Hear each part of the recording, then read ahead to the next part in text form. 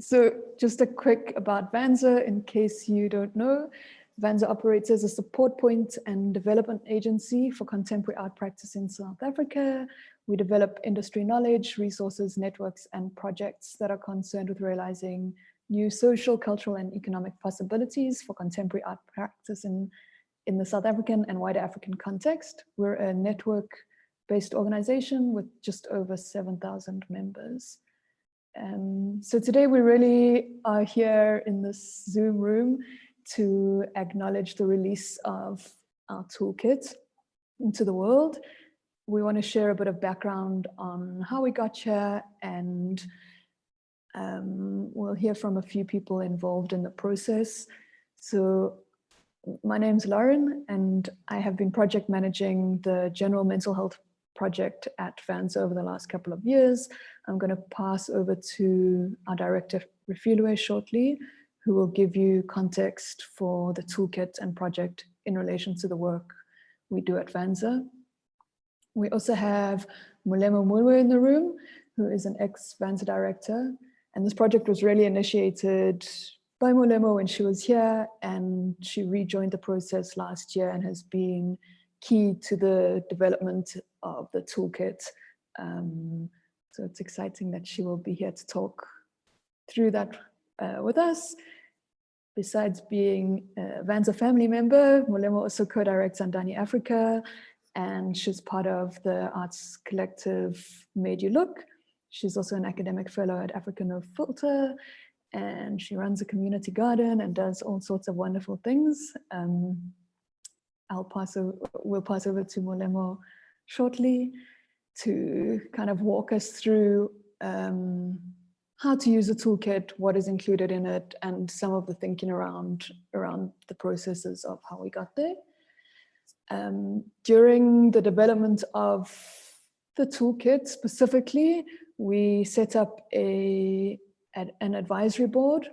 This was essentially to make sure that we were using appropriate language, and because mental health it's quite a nuanced subject to be addressing, we're not professionals in mental health, we really felt it necessary to have this board. On our board we had Mkini Pasha. He is a board member of the South African Depression and Anxiety Group. He's done a lot of work around South African men and mental health. We also had Scott Eric Williams, who is a South African artist based in Cape Town. He offered some great insight into the perspective of an artist, and also some first-person experience on various issues around mental health. Lastly on our board, we had Milisutando Bongela. So unfortunately, Scott and Kini can't join us today. Milisutando is meant to join us. I don't see her in the room yet, but we will keep you posted. There is also load shedding in Joburg today, so I hope that doesn't affect the session. So for those of you who don't know Milisutando, she's an award-winning writer, blogger, and editor. You might also know her from her years of editing the Mail and Guardian Arts and Culture section. She's a documentary filmmaker, and she's also the co-creator of a podcast called Umoya on African spirituality. And the podcast set out to demystify African spirituality in the 21st century. We were really lucky to have her guide us through various things in the toolkit, as well as she was a contributor, and she wrote the section on African spirituality. So we hope she'll be able to share a bit more on that later. Lastly, we have Maya Mari. She's offline today, but has kindly shared a short recording for us to play. Maya developed the Take Care podcast, which you'll hear more about. She's a writer, healer, and facilitator, and she's worked in schools, NGOs, and on retreats, facilitating storytelling, self-expression, and listening to bring about connection within ourselves and within our environment. My aim is to create spaces of gentle holding and kindness where we can all just be ourselves.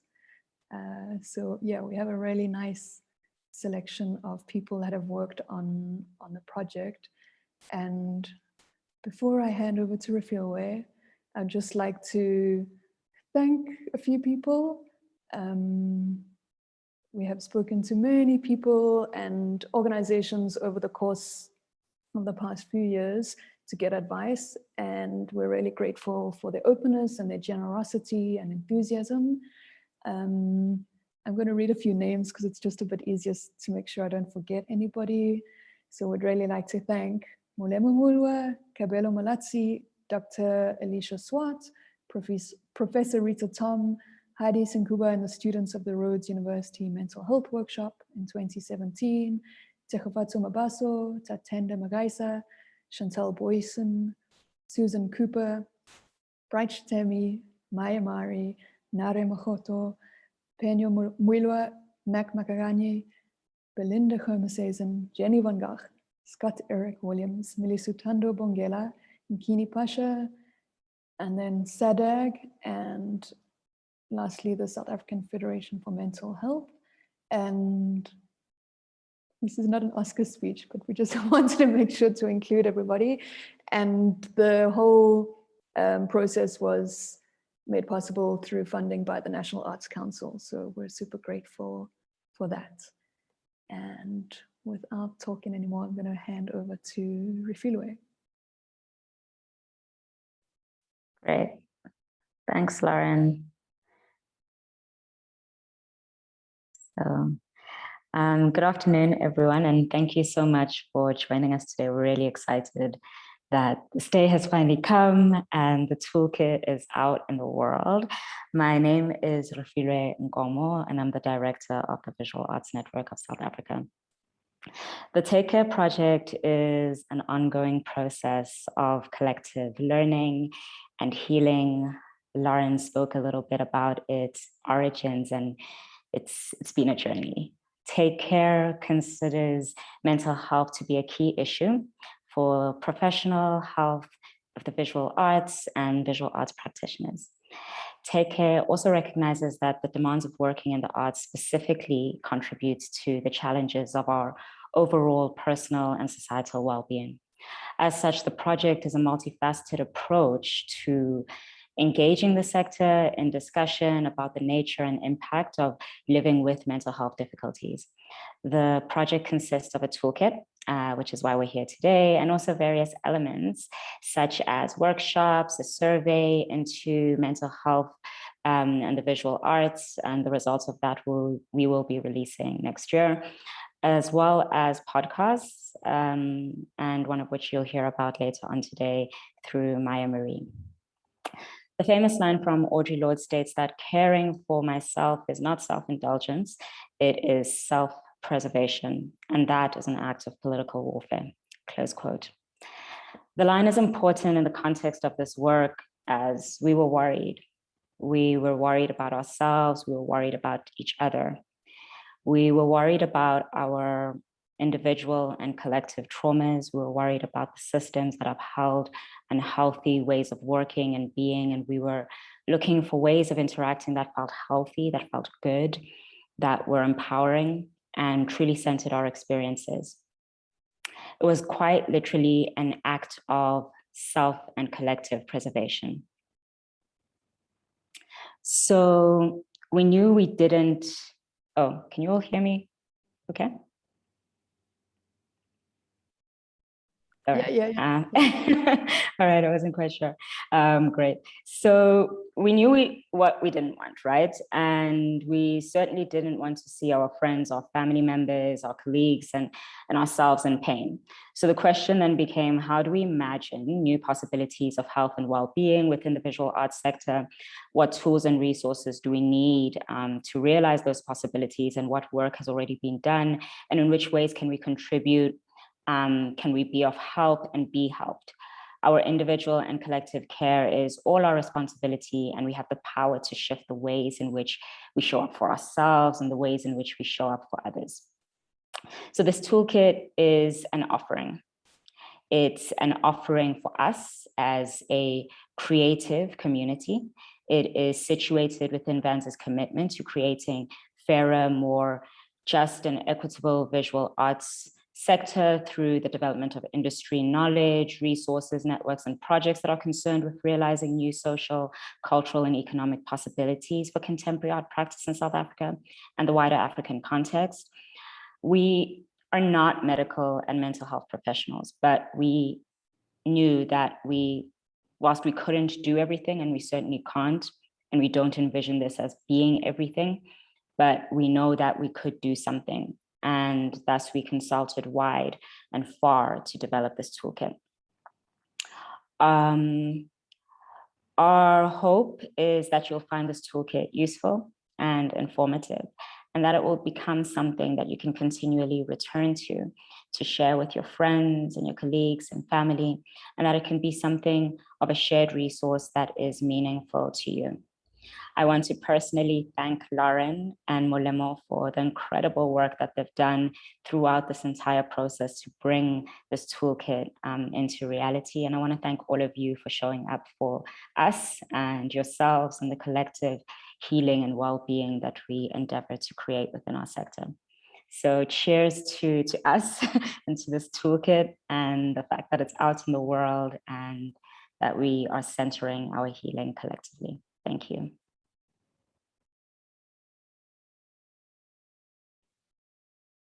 Thanks, Refilwe.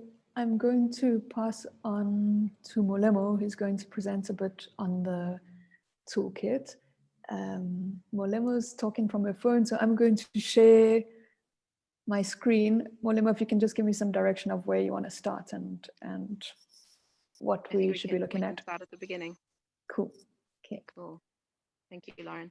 Hello, everybody. Good to be with you. I'm in slightly less than ideal conditions for this presentation, but doing my best. And I think really just going to be talking you through the development of this publication.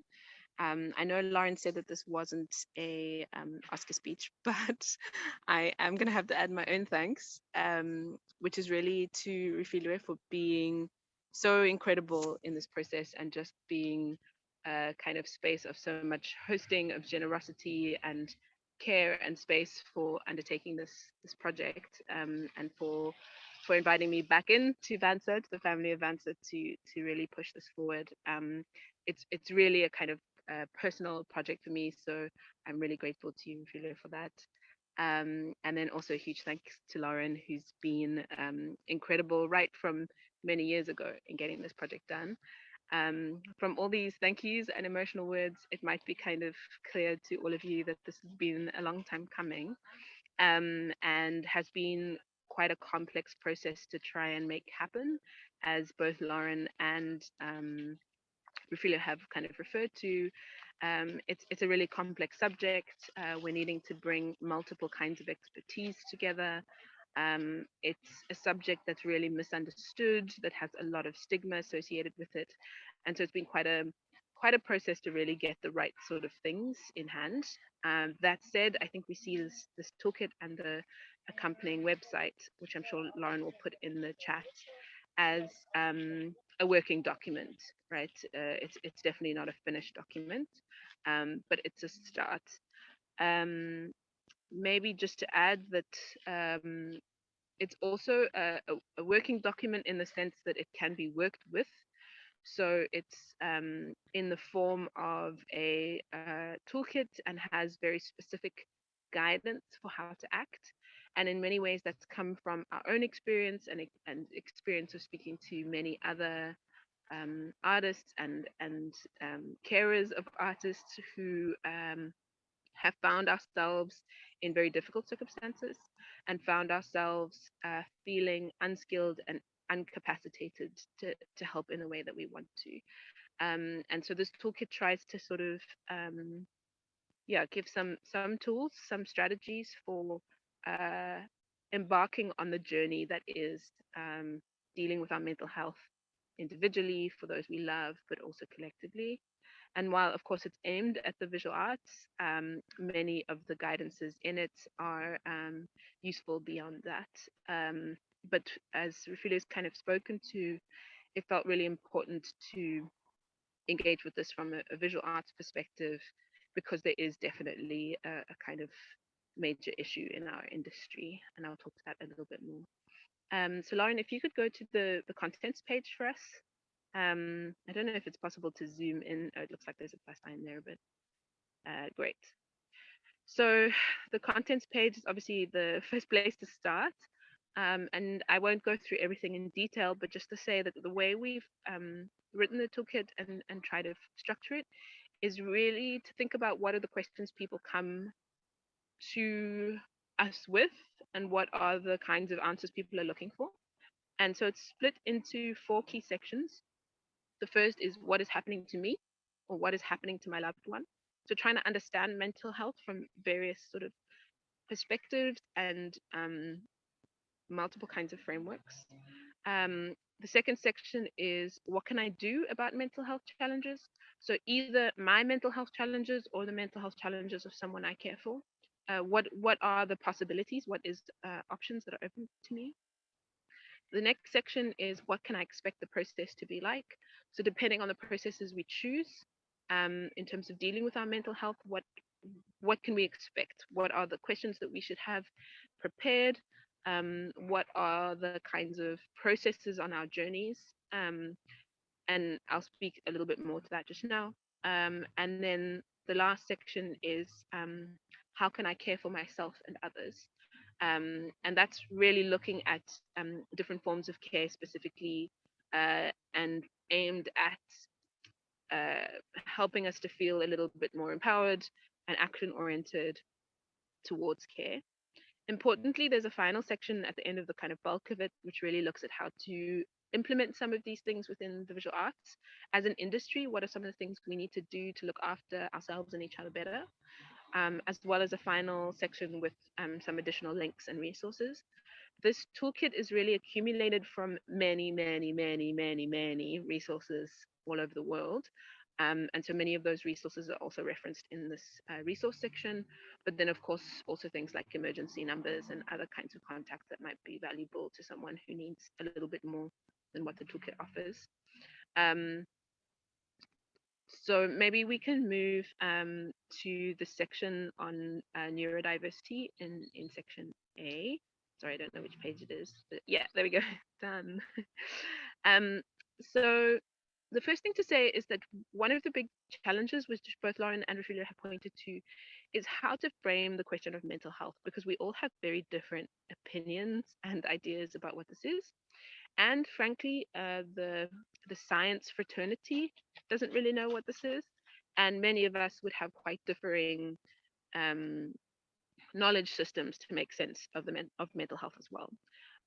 So the approach that we've taken, which we think is the most inclusive, is to think of mental health as not a question of being healthy or unhealthy, not to be a question of being so-called crazy or so-called normal, but to think about the idea that on the one hand, mental health exists on a spectrum, on a rainbow, and there are many ways to be mentally healthy, and that they are not the same. So that's step one. Step two is that our mental health will shift constantly in our lives, and we shouldn't be trying to aim for being happy all the time, or being healthy all the time, but rather that what we want is to recognize that the way we feel and our so-called mental health will change according to what's happening in our lives. And what we want to do is tool ourselves and tool the ones around us to be able to best deal with the changes that happen. And what we call this in this toolkit is this idea of equilibrium. So to try and find balance. But balance is different for everybody and will be different at different points in our lives. So that's kind of the approach that we're taking for that. And so a lot of what you'll see in the toolkit is really trying to look at strategies, solutions, care principles that recognize these 2 key points, rather than trying to say you're supposed to be a certain kind of person, you're supposed to go through this kind of care system, or mental health is something that we should all be striving for. It's much more about gaining the capacity to deal with the way our mind shifts as an incredibly complex and sensitive part of our lives throughout our lives. So Lauren, if you could quickly shift to page 30. So we have a whole section that goes through questions around why mental health is particularly an issue in the contemporary arts. And Rufila has spoken to this a bit, and so I won't go through it in a lot of detail. But effectively, we talk about some of the quite kind of industry-related issues around precarity, etc., around race, around gender, that all impact our mental health, and we unpack that. And part of the intention there is also to enable people who maybe love us but aren't from the same industry to have a way into understanding why there might be certain parts of our industry that are making it extra difficult. But then in other parts of the toolkit, we try to be quite practical. And here's an example of this on page 30 and 31, which is how to have the conversation, reaching out for help. And these are kind of, Lauren, if you could go to, I think the page just before, maybe I might be wrong. Yeah, this kind of information is the kinds of questions people are always asking actually is, how do I know if there's a serious problem? How do I know if I should be intervening in some way for myself or for someone else? And then what's the best way to do that?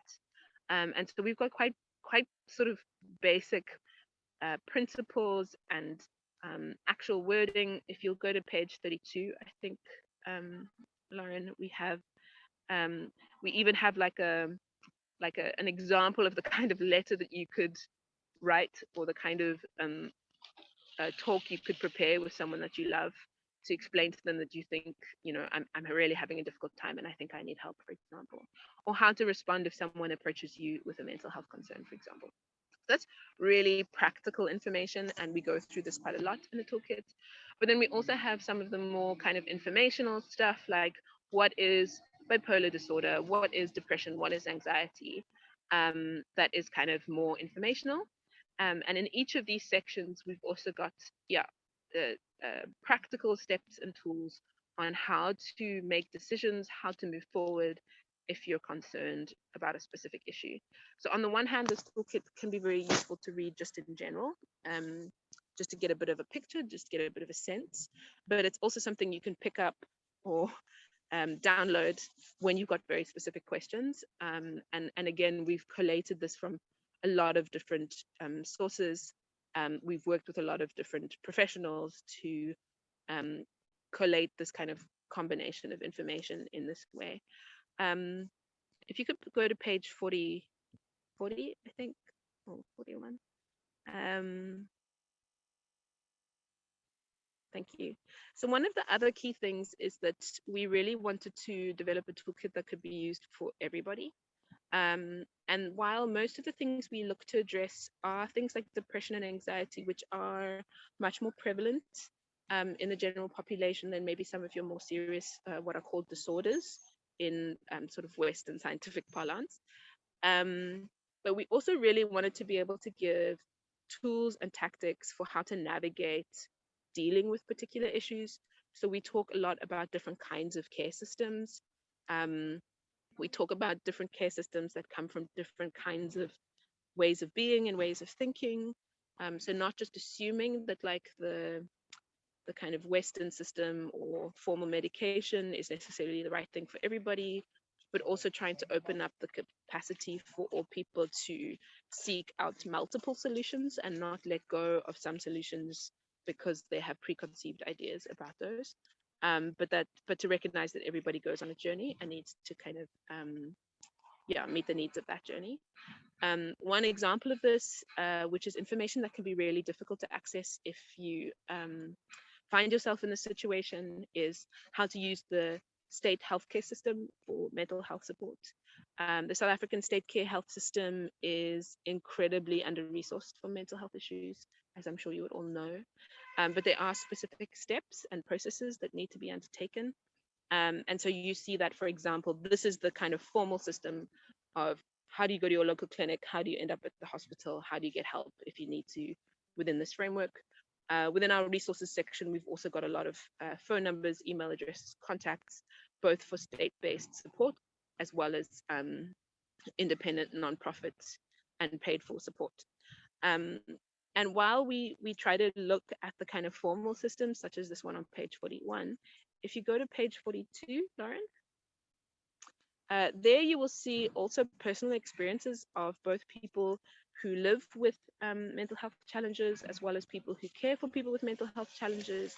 And here you'll see that the formal system doesn't always work, but you can also pick up some sort of informal tips about what to expect and how to deal with certain sort of processes within kind of healthcare systems. Next session, Lauren, would be page 52, please.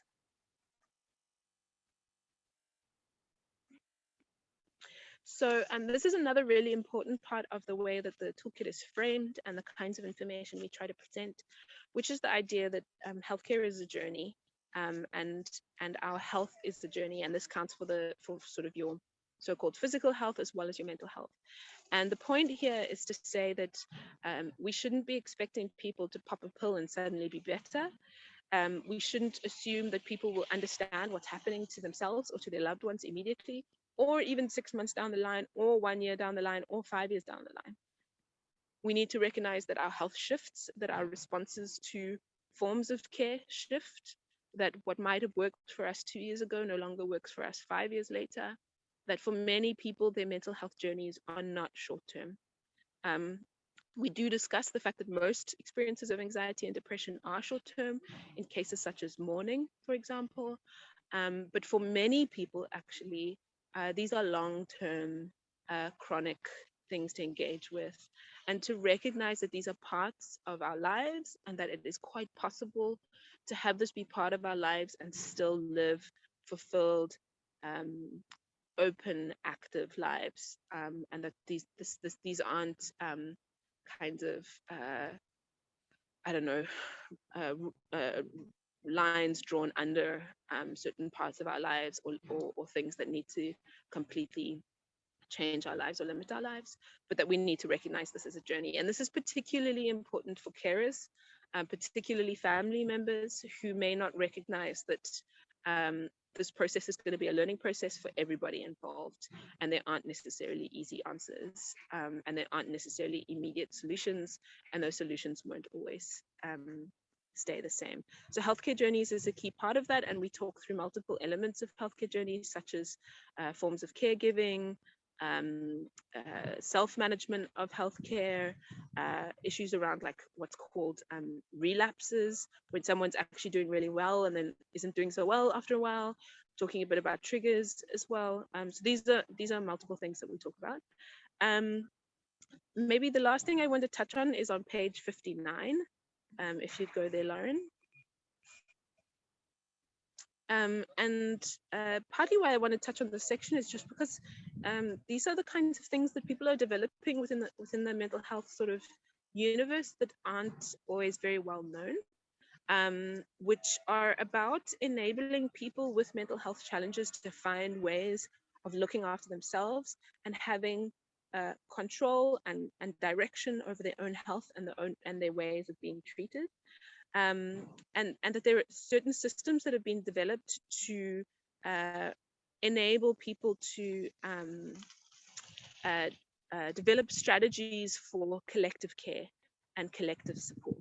So a wellness recovery action plan, for example, I think is a really interesting strategy for working with people, particularly with very serious conditions, who may, in certain circumstances, not be able to look after themselves, and to develop relationships of trust with their carers, whether that be family members or close friends, to ensure that their care is happening in a way that suits their or matches their own values and intentions around their own bodies and minds. And medical advance directives are a really interesting example of this as well, which are not very established in the South African context, but are effectively rules that a person can develop when they're in the right state to do so, that can then be provided to their doctors during a healthcare point when they're not able to kind of make those decisions or say the things that they need to say at that point. And so there are a few of these kinds of guides for slightly more productive, more empowering strategies of dealing with mental health. And I must say, for me personally, learning about these kinds of strategies, which aren't really in the mainstream, was incredibly informative for me and really informs the way that I would like to go forward with a lot of my own experiences around mental health, my own and those of loved ones, and really thinking about sort of better ways to do things that people who work in these kinds of environments have done a lot of work to think through. There are a number of similar kinds of things around like emergency and crisis moments, what to do to de-escalate really difficult moments, which for anybody who's kind of engaged with someone who's really struggling with their mental health would know that like you can find yourself in situations where you don't feel like you have the capacity and the skills to really help someone when you really want to. And so there are a number of strategies and tips in the toolkit for that. So I think I will leave it at that. There is the last section on mental health and well-being at work in the visual arts, which we've drawn from the 6 core standards of an organization called Mind, which are really about organizations and institutions. Sorry, Lauren, maybe you want to go to page 73. Organizations and institutions thinking about how to make a better work environment for artists and for art workers. I won't go through that in a lot of detail. I think that's very much a kind of Vansa space and world, and perhaps people might want to discuss it a little bit more further. But that just gives you a bit of a sense of the kinds of content that are in the toolkit. I think just to end off, a huge last thank you as part of all of the Oscar speeches to Robin Cook, who did a lot of the design work with us, and has worked very closely with us to try and work out the best way to kind of present this information, because it is a lot of information, and has developed these incredible visuals both for the toolkit and for the website. So I will leave it at that, Lauren, unless there's anything you think was super important that I should have mentioned.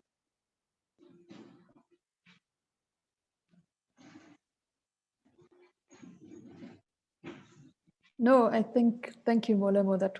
It's really nice to get your perspective or to have you talk through everything. I appreciate that. I know that you have to step out now.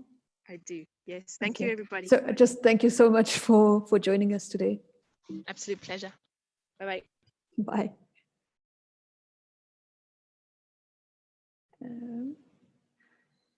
Okay, so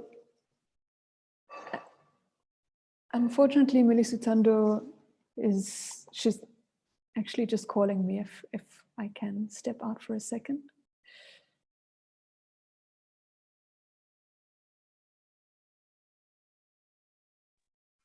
So thanks so much, Lauren.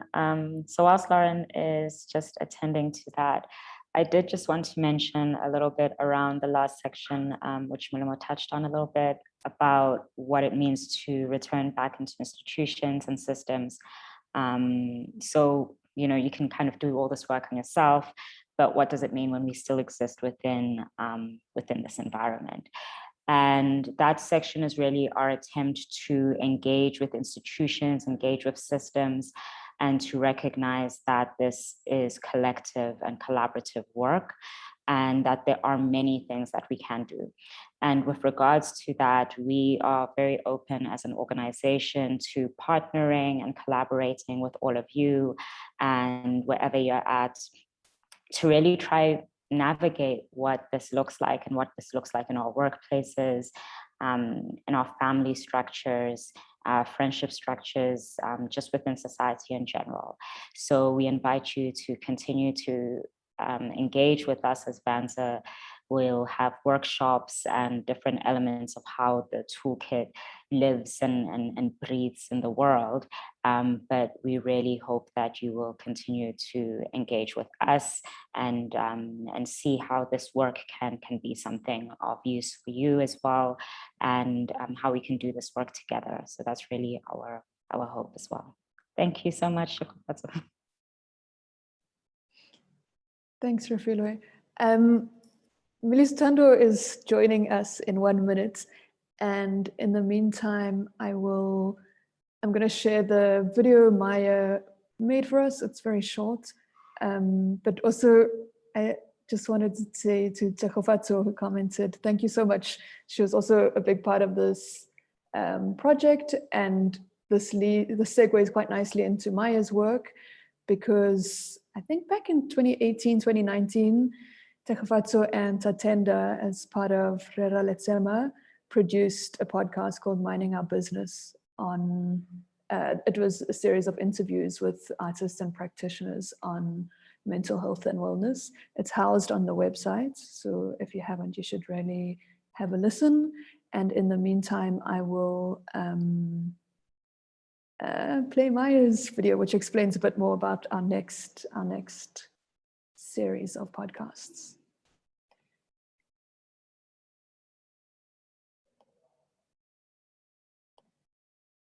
Hello everyone, my name is Maya Mari, and I've been working with Bansa to produce the Take Care podcast, which will be launching very soon on November. The idea for the podcast stems from Bansa's awareness and acknowledgement that mental health and wellness are key issues that affect artists, while at the same time being areas that are affected by stigma in terms of how we talk about these issues and how we deal with it. We wanted to create a space for conversation where artists could share from their own life, in their own words, what wellness is to them and how they navigate it within their daily lives. We wanted real people's stories. And we chose storytelling as it's a powerful methodology for connecting us that gets beyond our thoughts or ideas or opinions and touches our hearts. When we listen to the stories of others, when we listen to their experiences, we have an opportunity to listen to our own experiences and find areas that resonate. Or it can open our minds to what it's like to walk in another's shoes. So in this podcast, we talk with 5 artists. There are 5 episodes, and each episode is a conversation with a different artist. And through these conversations, we have an opportunity to hear from these artists and how they understand wellness and how they navigate it, how they practice wellness within their daily life. We also hear from them sharing moments in their lives when they've felt challenged by cultivating wellness and how they navigated through these experiences. And lastly, they talk to us about how wellness connects with their work as an artist. I'm very excited to be able to share these conversations with you. That each episode is a rich journey filled with gems of wisdom and the learnings that these artists have cultivated, the learnings that they've gleaned from their experiences in their lives. It's been a real honor and privilege to sit with each person and listen to them and take care of their stories and put them into a container to be able to share them with others. Thanks very much.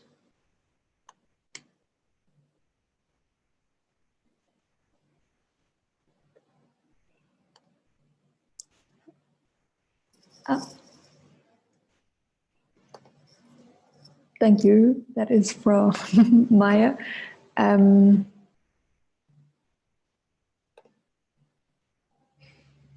I am just waiting to hear from, so Melissa Tando has, I'm not sure she's going to be able to make it. Oh, here she is. Okay.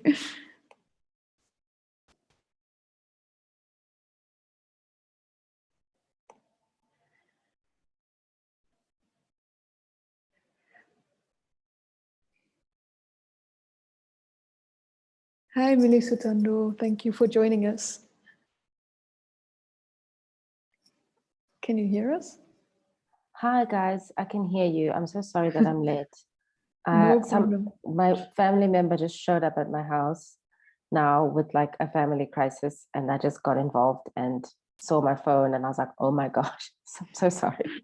It's I'm not here a now. problem. It's kind of fitting for subject, I guess. There's always family things to deal with in between everyday life. We were kind of wrapping up, and we started, just as a small recap, we just shared a bit about the toolkit, and Molemo gave a really nice breakdown into what it's made up of and how it came together. And as part of the advisory board, we really thought it was nice to have you here, and also because of your contribution, and thought perhaps you could share, I mean, we've got a few minutes left, but 5 or 10 minutes about maybe the piece you wrote for the toolkit and the work you've been doing around mental health and African spirituality. It would be great to hear from you. Great. Thank you so much for the time. I wish I would have been there for the rest of the launch to hear exactly how it's all gone, because I think this is a very important project for not just artists actually, but I'm very glad that it's like kind of geared towards people in our community. The work that I've been doing, I mean, currently I'm making a documentary. I'm making a film. That's like my full-time job. That's what I wake up and do all day. But in working on the project, there was a point, I've been working on it for the last 8 years. And there was a point in about 2016, 2017, where my own mental health was completely affected by the subject matter that I'm working with, which is mostly South African history, racism, colonialism, apartheid, Bantu and homelands history and all that stuff. And I needed a way in which I could protect myself physically, mentally, emotionally, spiritually, while being empowered to also to continue looking, because a lot of the times the things that I was encountering would cause me to have a lot of anxiety and panic attacks and listlessness and general depression. And how I came to integrate this excavation of history with African spirituality was, this is when in my research and digging and like exhuming of these histories, I was led to Isintu and indigenous knowledge systems and African knowledge systems as a way of finding ways to respond to the history while having to also figure out how to live. And so in that period, I started to work with a lot of Izangoma. In fact, they would come to me somehow. I work with Coalesce, so I would meet a lot of healers, and we would end up in long conversations that I would record. And that's kind of how I got into learning a lot more about practical Isintu, not just theoretical stuff or, you know, these ideas. I got into how do you integrate this thing practically. And this culminated in 2018 when I did a podcast. A lot of those people that we interviewed with Atambile for our podcast Umoya were people that I'd actually encountered and was doing active work with of deconstruction, demystifying, understanding. And I have a lot of research based on like practical uses of how to integrate this thing into our everyday lives, where as artists, as individuals, as couples, as family members. In 2019, we had a huge gathering at our organization called Mogela Botu, where we came together to kind of discuss a lot of these things around the construction of the African family, the history of it, and how different it is from like the Western or even like other parts of the world, how family structures are made in other parts of the world. And again, we recorded that, transcribed it, and it's kind of been the tools from which I kind of mine a lot of the stuff that I'm learning and that I know, which was the stuff that I was I based the contribution on for the toolkit. And I was quite nervous to do it, even though I remember advocating for, if we're going to be looking at mental health, we also have to look at the indigenous view. We also have to figure out how does our hybridity as South Africans, because obviously none of us are made of one culture. We all kind of dip our feet in everyone's culture. As English-speaking urban people who also actually bilingual people who are also living in urban spaces with other cultures, yes, mental health and our understanding, it's largely taken from the Western perspective and like American, and it's important to look at it from that angle. But a lot of the times, a lot of the solutions people look towards or engage are also indigenous. People go to Izangoma and Amagqirha and all kinds of healers who are quote unquote alternative to try and seek issues, the source of the issues. And the people that I've been working with were quite instrumental in educating me on. In fact, two of the people I'm working with are clinical psychologists who also are trying to integrate Ubungoma because they also happen to be Izangoma. And so in their work, we spent a lot of time talking about the differences and the similarities, and asking questions about what would it mean to integrate these two, because they are integrated in us as modern people of the world, especially in this part of the world. And so having to put those words together for other people to read in like an official sense, that made me quite anxious, because usually we're talking about this in our own private capacities, reading people's theses for like their masters or PhDs was very different than putting it in something that is actually going to be used by other people. And so I had a lot of consultations with my friends and colleagues and these people that I know in trying to put down the language in a simple way as possible, and to gain the confidence to also talk about these things just as a matter of fact, without putting a disclaimer. I think I had this was the conversation I had with Molema earlier on, where we were just like, you know what, we shouldn't be ghettoizing our own stuff. We shouldn't be doing that thing that's usually done where we have to, you know, kind of put a disclaimer and operate from a place of, oh, if you believe in it, if you don't believe in it, like we should just try to put it down in words and see from there how it grows, how people respond. And I think that it's very, if I was looking for the toolkit, if I was somebody who's working within the arts in the country and I found a toolkit like this and it had that kind of stuff, that angle, that aspect, that knowledge in there, just as a seed, I would be very happy. I'd be relieved that, oh, I don't have to go and do this emakoneni, or, you know, I don't have to be alone, essentially. And so I think the integration that the toolkit allows is reflective of, you know, the work that people like myself and others are trying to do in acknowledging the hybridity and just making it normal, you know, just normalizing this is who we are actually. Yeah. Thank you so much for sharing that. I'm really glad you were able to join us, because it's so nice to hear from you. And that's exactly it. In the toolkit, you'll see, so Milisando's section, I think, is on page 21 or 20. We kind of presented your section and a section on LGBTQI as spotlights, and that we really wanted to show that these are things that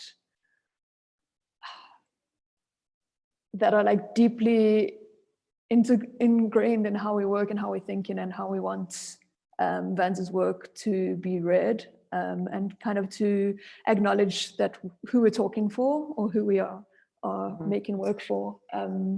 So we call them spotlights, but as you said, it's essentially just, I mean, it's the beginning, right, of how to present this kind of stuff in a way that is normal, and there's no disclaimer, and it's not, you know, an aside. So at the beginning of the presentation, Molema also spoke about how this is a working document, and I really hope that as time goes on and we stay connected to you and your work, we can, you know, build on this some more. Yeah. But thank you so much for joining us today. It was really lovely. We haven't really left time for questions or comments, but it's a very small group in case anybody wants to jump in. There are a couple of minutes left. But in the meantime, I also wanted to say there's a Take Care website. So everything we've spoken about today can be found on that website, which I'll put in the chat.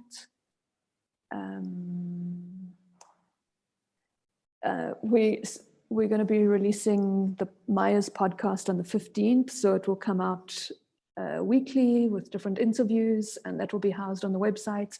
There's also Rera Letsema's Minding Our Business on the website.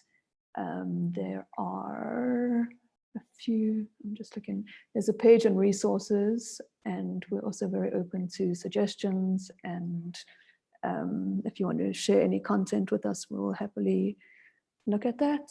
And I think that was all. Oh, and it's a free toolkit, so please also share with your people. And there's a question for Millie. Is there a creation between spiritual awakening and mental health? That's a big question. Yes, a creation. I'm not sure how to understand or enter this question through the word creation, but there's definitely a relationship, a corollary between spiritual awakening and mental health. In fact, the two clinical psychologists I'm working with, but one of them, their thesis for her master's was, it looks at how sometimes the correlation, I see, thank you. It looks at, they are trying to put into the discipline of psychology in South Africa and in the world, in fact, the idea that sometimes the symptoms of ukutwasa and your spirit rising and awakening can manifest as if it is mental health. And so the gap that they're trying to close as mental health practitioners is to say, well, there are definitely people who've got bipolar, border personality disorder, schizophrenia, etc. But some of the patients that we see are people abavugula ngamadlozi. And sometimes if a psychologist doesn't know this, they could misdiagnose. And so what they're trying to do is to look at some of these things from the indigenous worldview, which can, it can happen that if uvugula lidlozi okanye uyatwasa or you've got ingulo, as they say, these things can manifest mentally. Sometimes they're physical, sometimes they're financial, sometimes it's the breakdown and of your life, but sometimes it does manifest mentally. And so they're trying to kind of close that gap and legitimize it within psychology in South Africa. Obviously, I think it would be much better to speak to people who are doing this work, but again, now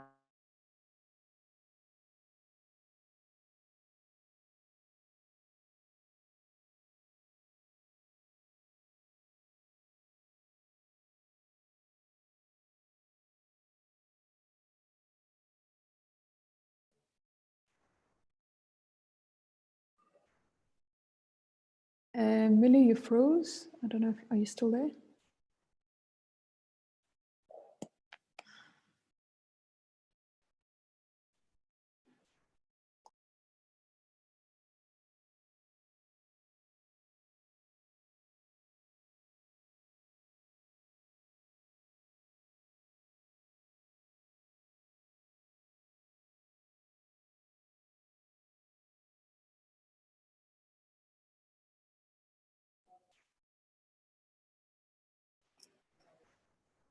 It looks like we have just lost Millie Sutando. She froze and then disappeared. Anyway, it is 2:00, so I think we can wrap up. It's probably load shedding. It just turned 2:00, yes. Thank you so much for your time today. We really appreciate that you joined. The toolkit is at that link I just sent. So it's vanzatake.care. I will send the link again here now directly to the toolkit. shame, guys. Sorry, we just got load shed. Okay, that's what we thought. I hope I was able to answer your question. Like I'm literally using a hotspot now. I hope I answered Claire's question. I think so. I mean, Melissa, do you want to ask anything further. Yes, thank you. Yeah, it was great. Thank you so much for coming back. I suspected it was load shedding, and we're going to wrap up now. And yeah, thank you to everybody for joining us. And please get in touch if there are any further questions around the toolkit, or if you would like to think about how to integrate it into your workplace or your work, or share with your artist friends. We're open to various collaboration, as I think Rafilwe commented. But I think we will leave it at that. Thank you, everybody. Thank you. Thanks, Laura.